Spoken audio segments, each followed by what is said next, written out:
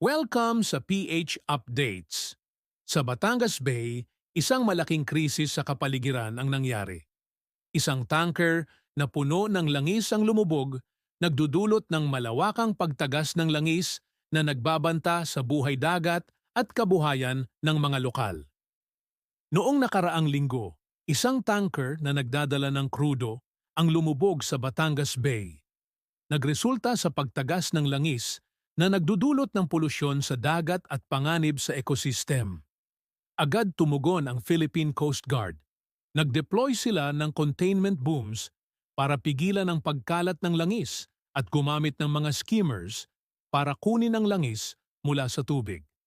Ang mga booms ay inilalagay sa paligid ng spill area upang matrap ang langis.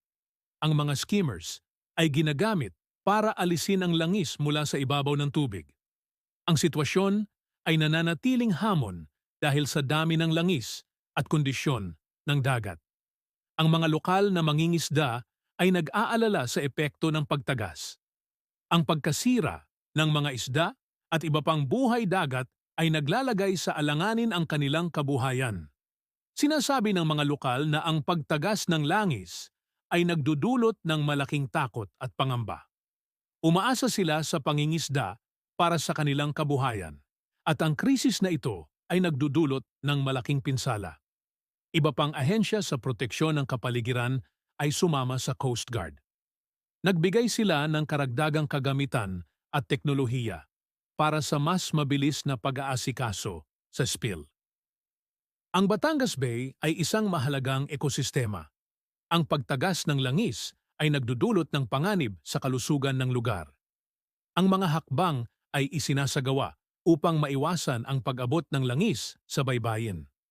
Ang mga eksperto ay nagsasagawa ng pagsusuri upang malaman ang lawak ng pinsala at magbigay ng rekomendasyon para sa rehabilitasyon. Maraming voluntaryo ang nagpakita ng malasakit sa paglilinis ng spill. Ang kanilang dedikasyon ay nagbibigay ng pag-asa sa mga naapektuhang komunidad. Ang mga awtoridad ay nagsasagawa ng mga hakbang upang maiwasan ang mga ganitong insidente sa hinaharap. Ang mga investigasyon ay isinasagawa upang matukoy ang sanhi ng insidente. Ang bawat hakbang patungo sa pag-recover ay mahalaga. Sa pamamagitan ng pagtutulungan, may pag-asa tayong maibalik ang kagandahan ng Batangas Bay. Para sa karagdagang impormasyon, sundan kami sa PH Updates. Maraming salamat sa panunood. Manatiling alerto at responsable.